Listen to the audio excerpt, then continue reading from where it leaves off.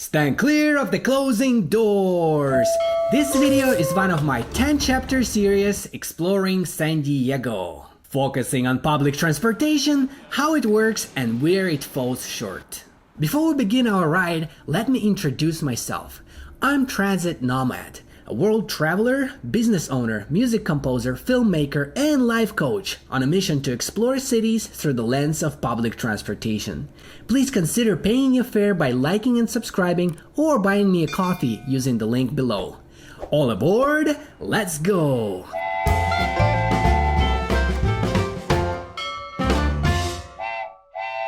Our next chapter is going to be route coverage, transfers, signage, and convenience. San Diego public transportation network is pretty extensive, but it doesn't go everywhere. You'll likely have to transfer between trolleys and buses, and many parts of the city are not reachable by transit at all. The trolley system serves 62 stations, and its approximate total length is 68 miles. The 2021 extension from downtown to UTC now makes the system one of the busiest light rails in the United States, with high ridership that continues to rise. Despite its success, during the last elections, San Diego residents voted against additional funding for public transportation.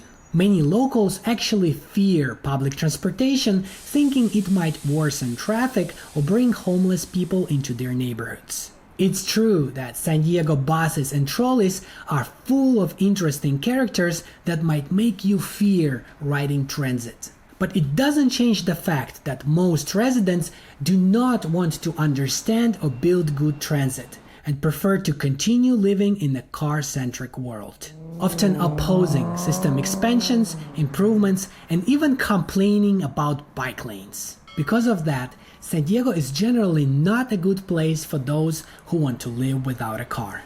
Many bus stops do not have benches, shelters, schedules, or signs with estimated bus arrival times. But San Diego does have some good bus stops, especially those located at transit centers, which are designed really well, making transferring between trolleys and buses easy and convenient.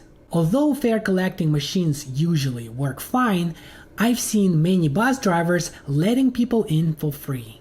Despite that, San Diego is not shutting down bus routes like Washington, D.C. And overall system coverage is actually expanding and improving little by little. But still, it has a long way to go to become good enough for people to actually choose over driving. In many cases, more than one transfer is required to reach your destination with long wait times in between. You might be able to have an okay transit experience if you live and work right next to one of the trolley stations or a busy rapid bus line such as 215. Otherwise, transit commuting in San Diego is probably going to take half of your day. And many parts of the city do not have access to any transit at all, especially in the evenings and on weekends. So if you are visiting San Diego for a few days and thinking whether you should rent a car or rely on public transportation, unless you are a transit explorer like me and carefully choose your location, I recommend renting a car or using rideshare services, as you'll be able to quadruple your productivity and see much more in much less time. And on this note, I'm going to give San Diego route coverage, transfers, signage, and convenience a score of 5 out of 10. And now I have a question. Did you know that you can watch the entire San Diego video without having to wait for short segments to be released over time? It's much more enjoyable that way, and it's a great way to support my channel to help me make more videos like this. If that sounds like a win-win, please head over to buymeacoffee.com/transitnomad or click on the link below, where you can make a one-time donation for any amount of your choice or subscribe for a membership.